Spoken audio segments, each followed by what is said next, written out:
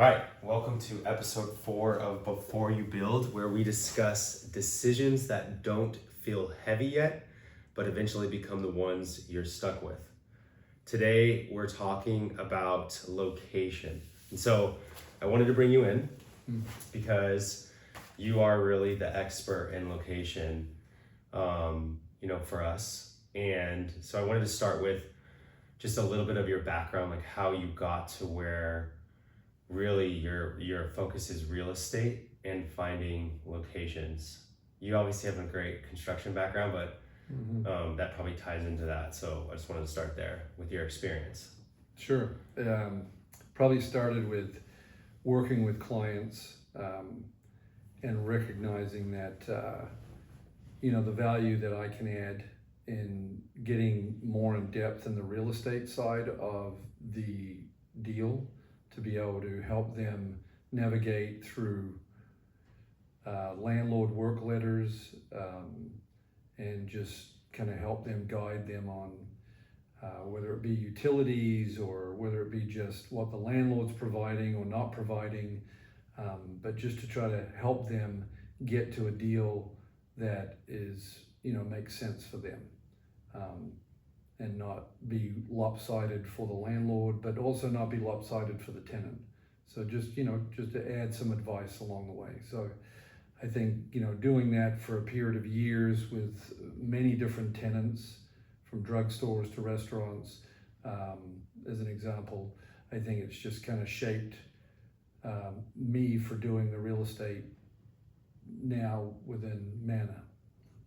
Yeah, and you started, maybe started isn't the right word, but there was a long period of your career where you were a general contractor, and your primary role was building relationships with clients. Correct. And obviously, a bottomless amount of construction knowledge, but as you've, I don't want to even say transition, but as you've kind of grown and morphed into like a real estate expert, that's what makes me excited, not only to talk to you today, but also to partner with you when we're coming alongside clients and even building our own portfolio. Like, you have both the construction knowledge and the real estate knowledge, and I think they're very much intertwined. When we're looking for a good location, you're able to like look and analyze a space really quickly and also know that, like, is this going to be a good location?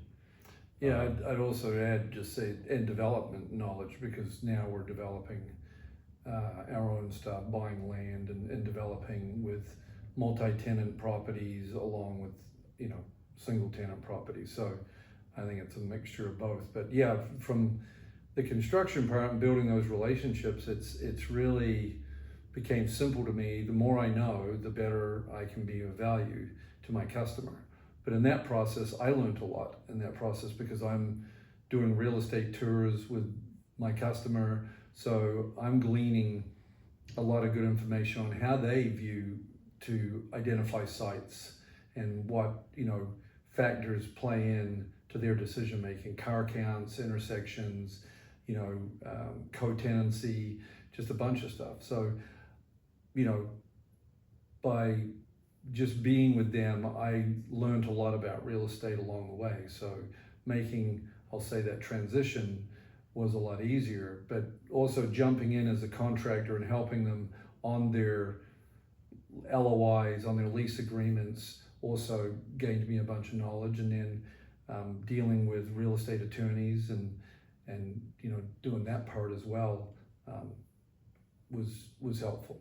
So yeah, and I think our goal or our idea here is that we want to be obviously the general contractor and doing the actual strict construction execution, but we believe that one of the things that we can do a little bit different is get involved earlier in the process, because when we were building out Panera and Mana Development's portfolio, we were having to do the very beginning of the work all the way to the very end, like from the development, find the dirt kind of work, all the way into managing the facilities to the closures. And so the vague question that I really want to ask is what makes a good location? But when it's in the context specifically of looking for a restaurant or a retail, which is really like our niche, you could say, broadly, like you mentioned, like, well, when you say what's a good location, you're like, well, what does that really mean? I just mean from, when you're thinking about a restaurant space or a retail space, and obviously you could go into different sort of tangents when it comes to different spaces, but specifically with those, what makes a great location? Well, there's a few things that go into it. One, what in particular are you looking for? So if it's retail, or whether it be, let's just say it's restaurant, you're really identifying trade areas within a market, and then you're looking at, you don't want to cannibalize yourself, so you're looking at spacing. Once you've identified those trade areas, then what you're really doing is, and what I do is I look at a certain trade area and maybe an intersection, and identify the top 10 possibilities of where I would want to go and rank them 1 through 10. Number 1 could be the hard corner and it's occupied by a gas station, as an example, or a drugstore. And there's no possibility for me to get in there. So then I'm just working backwards from 1 through 10 to identify, is there a site within this trade area that we need to be in that would work? And if there isn't, then you've got to be patient and wait for something to come available. That drugstore to go out, someone repositions it. We have an example of that on one of the locations in Michigan, where they repositioned it, and we got the end cap and we put a drive-through on the end cap, and it's ground zero. So sometimes you just got to be patient, but finding that location and what makes it good is really a master plan of, everything you're doing within the market that you control. So if you have Southern California, you're mapping all of those trade areas that you believe are viable for that ultimate use. And then you get into the weeds on those trade areas as you start identifying ground zero. And then you work backwards from that, and then you look at co-tenancy, car counts, egress, ingress. There's just a lot of different things that go into how you evaluate a site. And then obviously when you get into a site, then you start evaluating, what is the landlord charging? Is it palatable for what we're projecting in sales? So whether it's a retailer or a restaurant, you're following the same guidelines, in my opinion. So that's kind of a quick synopsis. Yeah, and when I think that, like, I was thinking about the little graph that I was showing you yesterday of like what, how important it is for someone who's like you can imagine a brand that's growing really quickly, or even just like a dreamer that's like, we meet these people, all the time, who have these really cool concepts and they're growing. Right. And having the right partners to sort of like handhold them through the whole process, I think is very important. And I think when we're talking about location, one of the things that comes up to me is like, okay, you got to find a great broker, which, we could probably do a whole side conversation on what that looks like. Right. But you're not a broker, right? But you talk to brokers. And so as like an owner rep and as an owner, what are you, and again, just kind of like embodying like your relationship with someone, thinking as if, someone like was like a fast growing brand and either had an owner rep that was us or were owners themselves. Like, what are your conversations look like when a broker brings you, like, let's say you found a great broker, but now, they're bringing you the sites, they're bringing you those top 10, locations in the trade area. And like, what are you now looking at that makes it a little bit more, nuanced and complicated than just saying like, yes, this is a great location, let's do it? Well, I mean, if I have a broker that's working for me in a market, then he knows my criteria. So he shouldn't be bringing me anything that isn't going to fit within my criteria. We don't want to waste each other's time. So that's somewhat easy. Many brokers that are out there in the market maybe know the brand you're dealing with or you work for, and they believe, oh, I've got a site that I think is, would work for them. And, many times they're just throwing something up against the wall to see if it sticks. Sure. So quickly I can look at something that's sent to me and say, it's off the mark. It's not close enough to what I would consider to be ground zero, or not even close, and so I'm going to pass on it. So it's easy. And if we're talking about, someone that has a great idea that wants to come out, they have a great idea, great concept, you tick all those boxes, now you're going to look for sites. I mean, I think we can certainly help for them not to fall into some pitfalls of making a bad decision. What are some of those pitfalls, you think? Without a doubt, location. I mean, if they're newbies, I'll say they don't know real estate, they don't know construction, they don't know development. I mean, we can guide them with our experience on, look, you're looking to take this spot in the back of the shopping center because it's less expensive, but does it really make sense? Are you getting signage on the monument sign? How are people going to know you're there? How do you market yourself?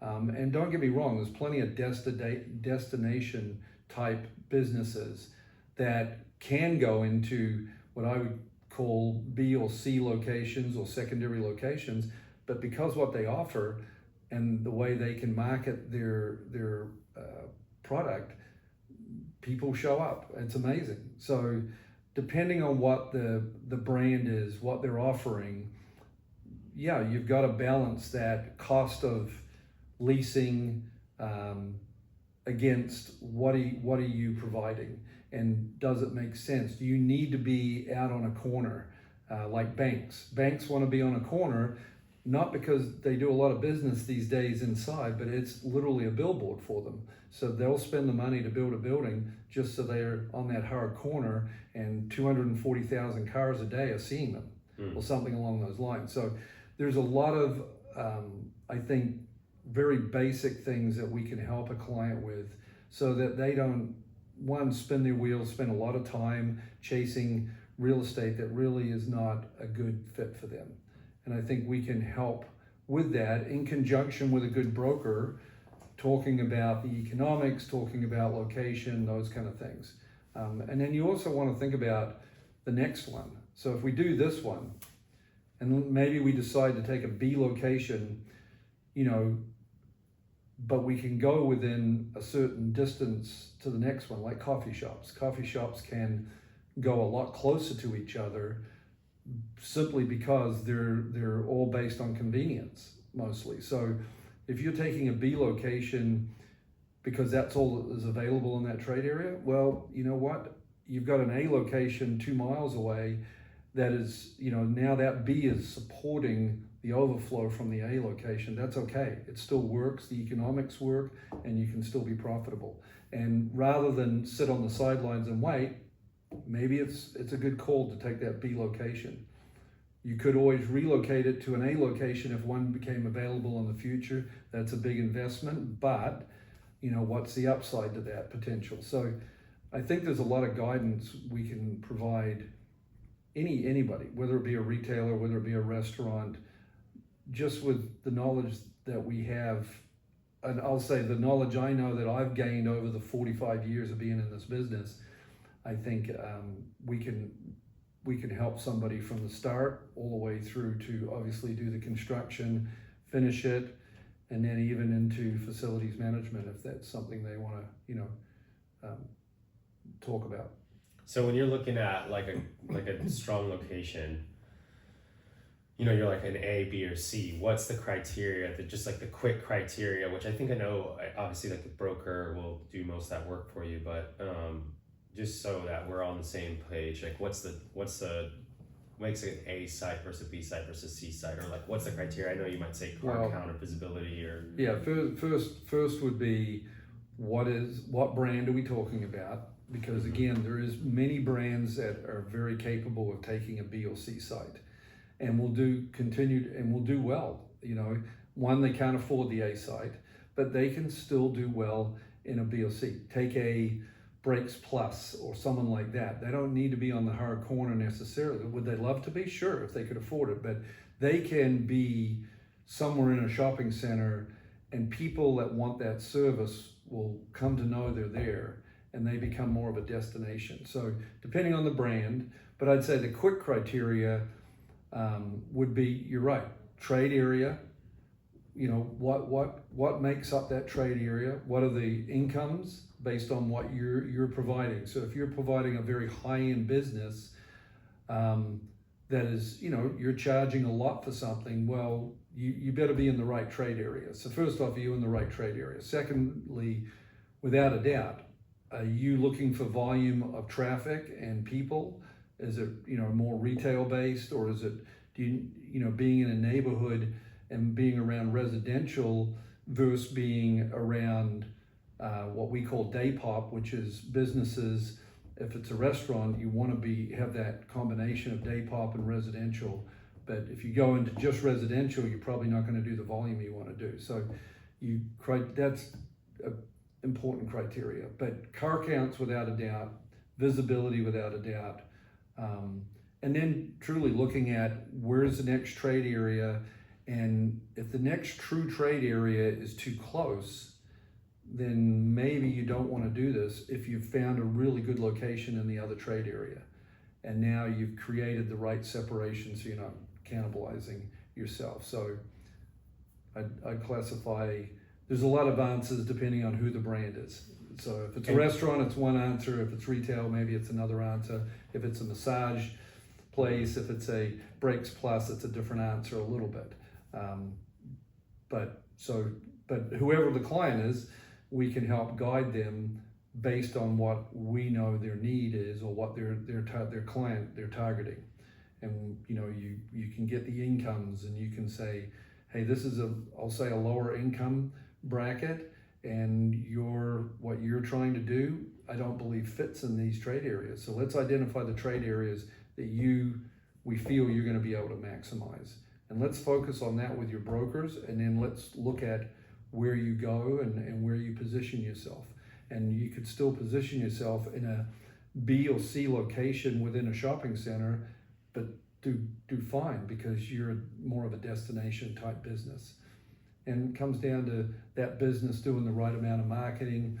Again, getting on the monument sign, getting visibility of some kind, signage wise. I mean, all of that matters, and we can guide them on how to negotiate that with the landlord. Yeah, I feel like there's so many great rabbit holes to go on that. Many rabbit holes. I have one interesting question here. What mistakes do operators make when evaluating locations, do you think? Well, that's a slippery slope, because I think all the things I've mentioned that are important to identify and do, some don't. And I think that's where it's either their lack of experience, so it's not personal, it's just that they're going more on a gut feeling, and because they either believe the business that they're going into will survive and surpass no matter what location they pick. And I mean that's very passionate, and that's great, but I think sometimes that emotion can lead them into making some decisions that are really unwise. And I think they would be, if they can surround themselves, whether it's us or whether it's someone else, surround themselves with the people that have the knowledge to guide them. That's really their best, and try to take the emotion out of it. But I think a lot of it is probably more emotion driven than anything else, and that's where the mistake happens.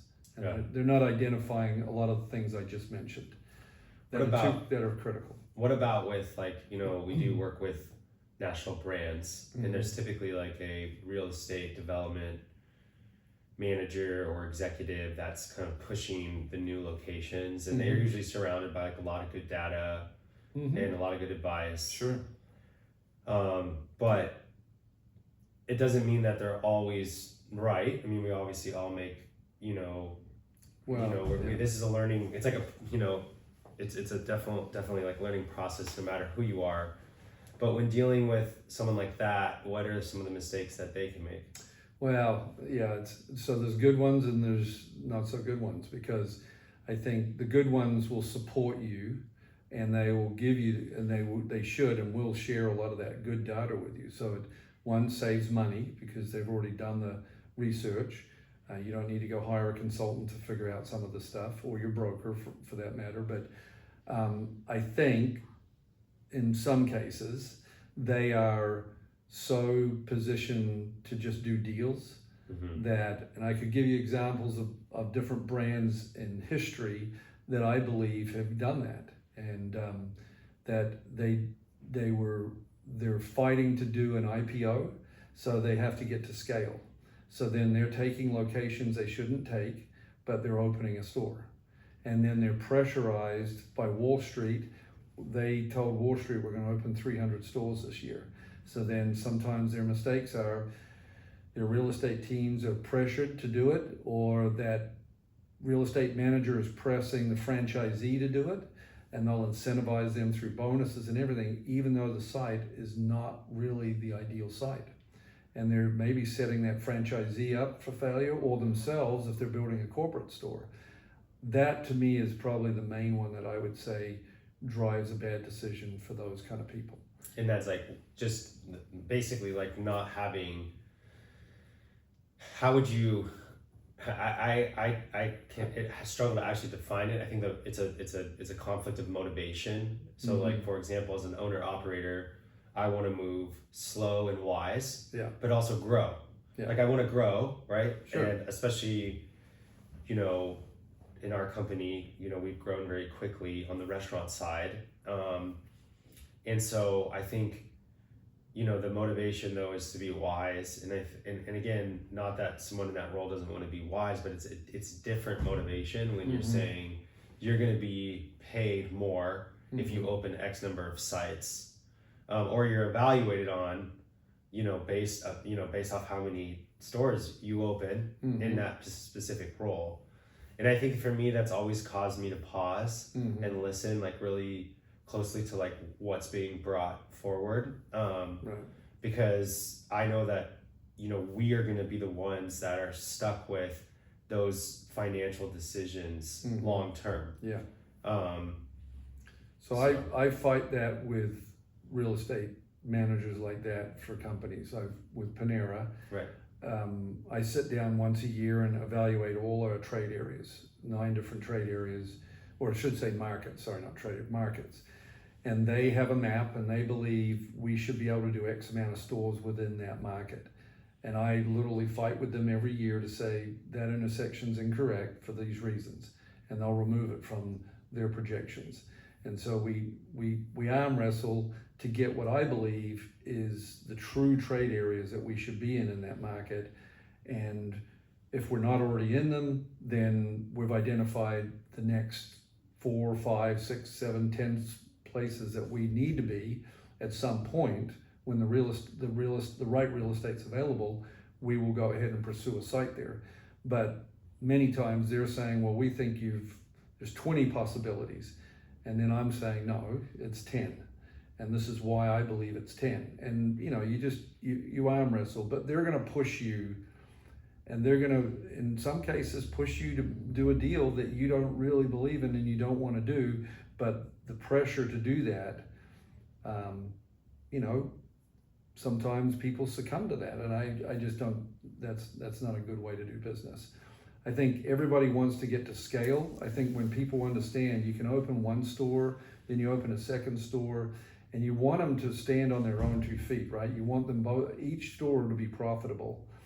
But the reality is, whether it be supply chain issues on cost of product, especially in restaurants, if you're at 22% food costs, that's great. If you're at 27, you're not making any money.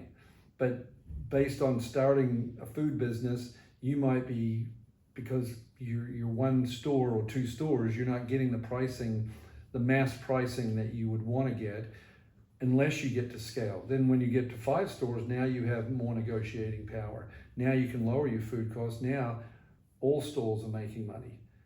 And you've got to be careful because, again, one bad store out of 5 or 6 stores could take you down. Yeah. I mean, so there's just a lot of important decision making to be made up front. I mean, so not to be able to put you in a position, that you're looking to have to close a store or close stores because you had 1 or 2 bad real estate decisions. Yeah, I mean, that's the goal right there. There is so much that happens before the build. Oh, And that's why it's, you know, a lot of people assume that it's the construction execution that's the most difficult part of being a general contractor. And I think when you're inside, you know, and you're looking from the inside out versus the outside in, you recognize that like so much of the success is before the build even starts.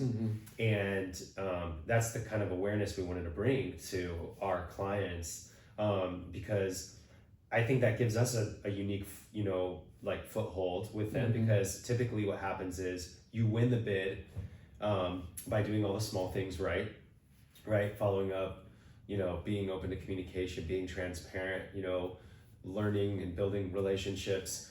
You know, sometimes people will, you know, with the lowest bid will win, et cetera, but I do think getting involved earlier in the process not only gives us a you know, a position to win that bid for us, which is a win for us, but it also allows us to do what I think is the good work involved in what we're doing, which is setting people up for success, right? Yeah. Putting them in facilities that their business, you know, can afford to operate over time. And that's, you know, that's really where I think makes Mana Construction Company unique, but also is obviously dug out of the experience of doing it ourselves over, you know, our portfolio with Panera and Caribou.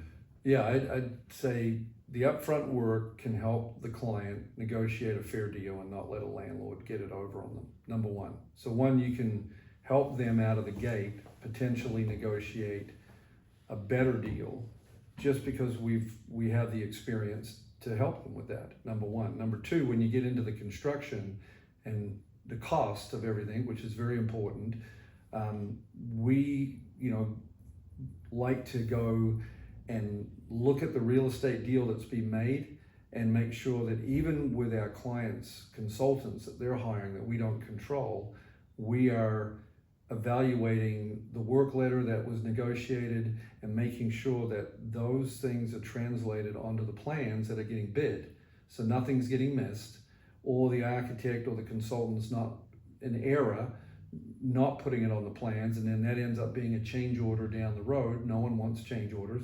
So I think all the way through that process is about controlling costs on the lease up front, and making sure they're getting the best deal they can with our advice, at least some guidance that we can give them.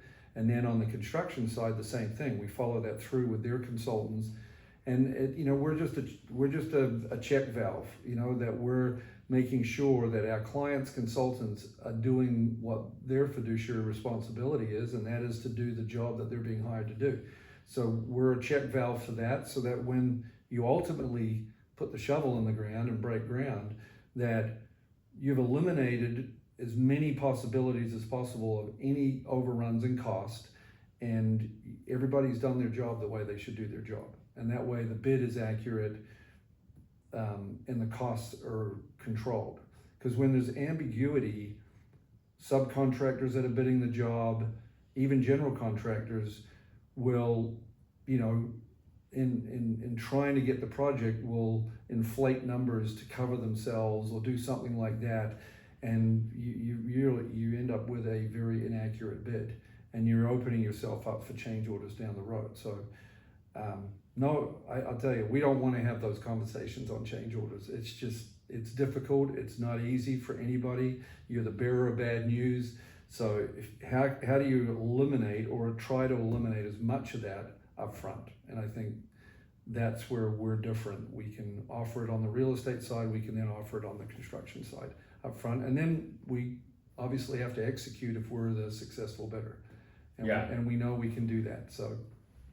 Yeah, and I was listening to a project manager yesterday tell me how he doesn't want to start a project because of a couple things that he sees that, you know, basically, you know, a couple non-negotiables that a landlord needs to deliver before he starts, or he feels like he's going to put us in a position where we're not going to be able to deliver. And I like that mindset, because it's not like, oh, let's start the job, let's get it going so that we get paid.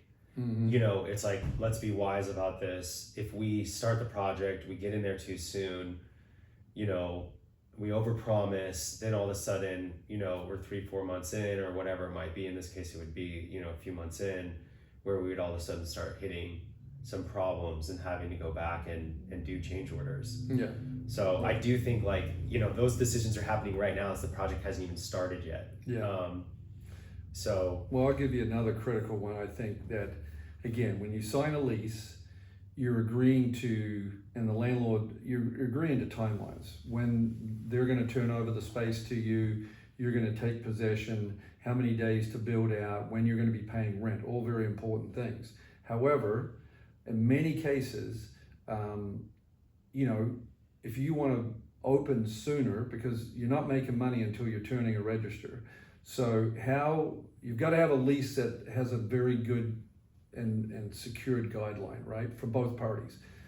But then when we get into it, the reality. We gotta have another conversation about leases. Yeah. So there's the possibility that if we're building the project and then we're also going to build the tenants' work, how do we get them in sooner? How do we start sooner, finish sooner, so that they can now be, yes, paying rent sooner, but they're open sooner, and they're actually have had 3 additional months of revenue in a certain year that they would have never had if they waited for that project to be fully done and turned over to them. So that's more guidance that we can. The lease says one thing, but you can work out a deal with that landlord or the contractor that he has building the building to work side by side with them, versus wait for them to be complete and then you go in and do the build out. So I could give you another. There's a bunch of things like that I think, again, if it's our client, we're going to push for that. If they don't want it, no problem. That's their decision. No, I don't want to do that. I don't want to open until, you know, the next year. Fine, no problem. But if you want to open sooner and we can help you get there, and it doesn't change anything, doesn't cost you any more money, but we can just ring your register for another 3 months and you're profitable, well, there's ways to do that very easily. But a lot of people don't think like that. And it's because the real estate background and a landlord and developer background, I'm always thinking like that. How do I get my tenant in sooner? How do I get him paying rent sooner if I'm doing a development?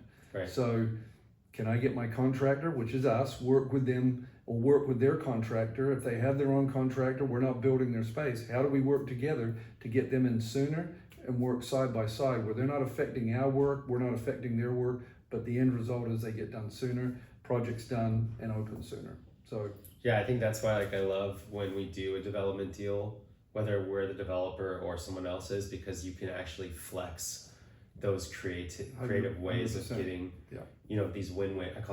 They are win-wins for the landlord and for the tenants and for us. I mean, Could be. Yeah. And so I think that, you know, the system itself and how it's set up with, like, either one, you're like a brand new concept, you're scaling, you're a dreamer, you're a creative, like, you know, you want to just, like, let's just say make, you know, whatever product, that's what you want to do. But to think about all the sophisticated building decisions they're very consequential. And I think that, like, there's been so many great ideas that have, you know, died, to use a harsh word, but due to just building decisions. Yeah. Like, they have a great concept, you know, they just like such a great idea, but then before they start building, in the decision process that, like, are really centered around, you know, building and location and the right way to scale, it gets, you know, messy really quick, and they get over their heads. Yeah, agreed. Yeah, sometimes you're, you know, unfortunately, you're probably down the road, signed a lease, and you're pregnant. And, and there's not a lot you can do to get out of that if your costs are overrun. So again, along the way, I think we offer the value engineering. We look at their plans.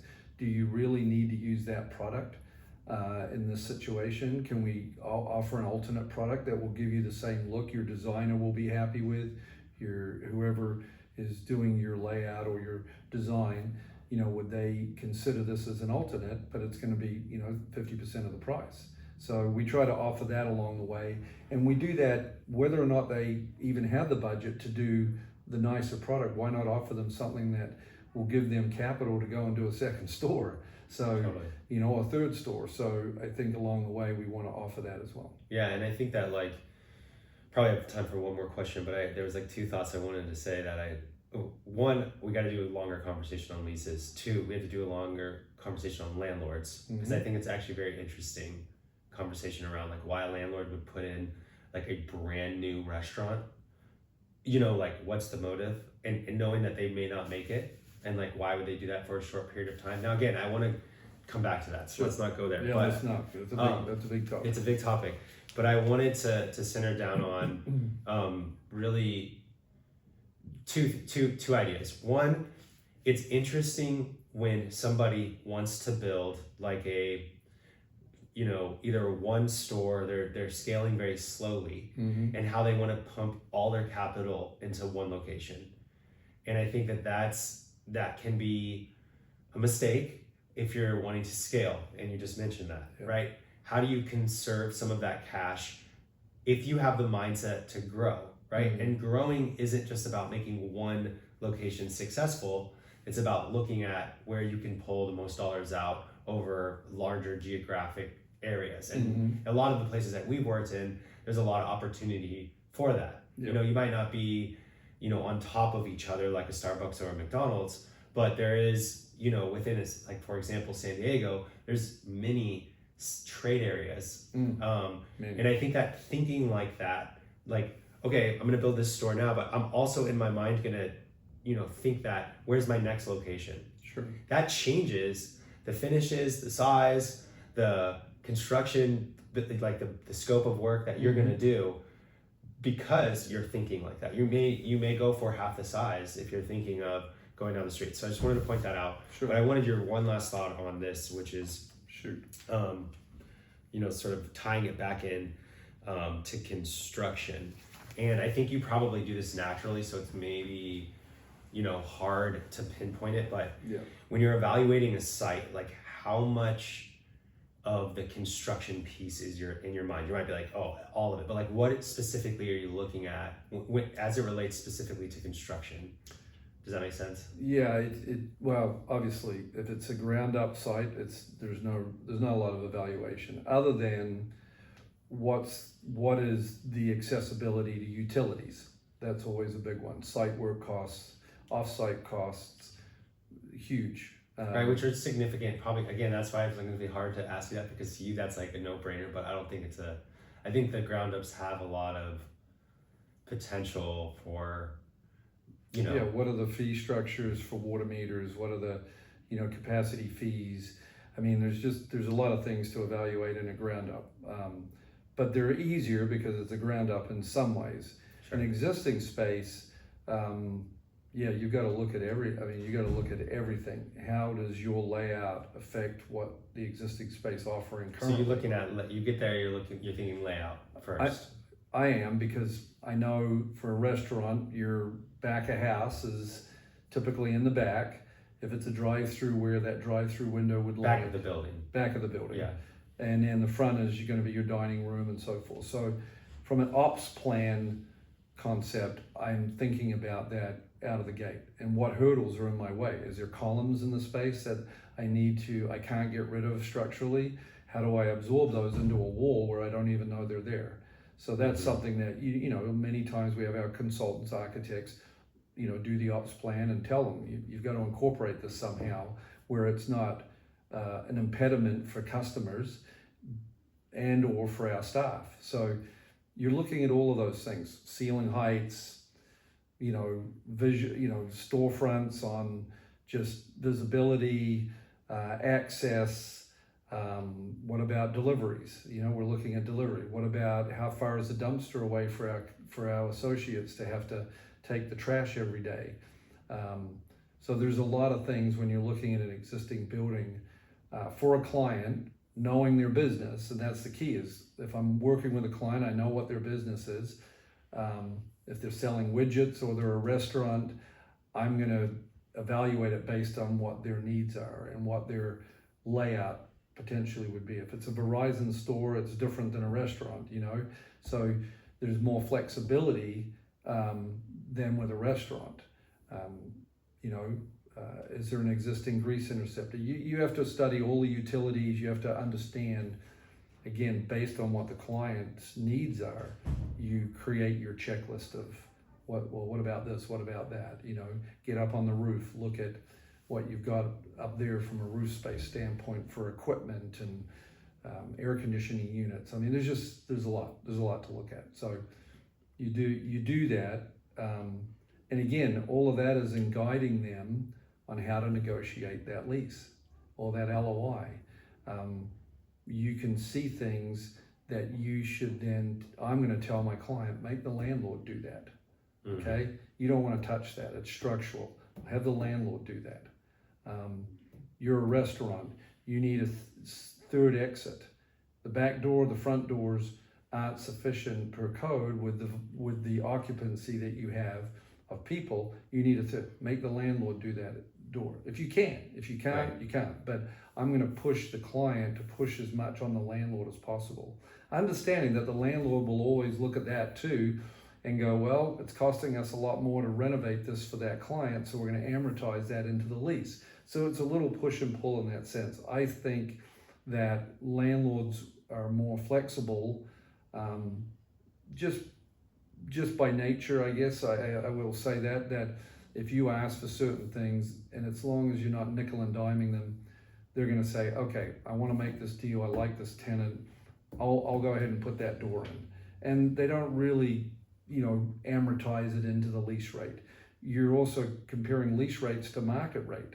What are market rates? So if a landlord's saying, hey, it's $50 a square foot, and the market rate is 45, well, that's something your broker, something we could help advise them. What is the market rate? So if the landlord pushes back and says, oh, we need to get $50 for this, and we're really not asking them to do a whole lot, then that's a bad negotiation. We need to peel that back and try to negotiate a fair number. I have so many conversations that we could have that I'm so excited about. Good. I love talking. I love talking. I know, and I'm excited about that. Yeah. So I think that this is a pretty clear, easy one to say, that in the very beginning of, whether you're a brand new restaurant, retail, it's like your first one getting out there, or you're a brand that's scaling, and you're in the smaller, like you're in the beginning scaling parts, or even if you're a bigger brand, there's lots of different nuanced things you need to know to make sure to set yourself up for success. And the sort of the notion we're working off is like that it feels like the construction is the hard part. And in fact, like, yes, construction's hard, but more or less it's pretty straightforward, right?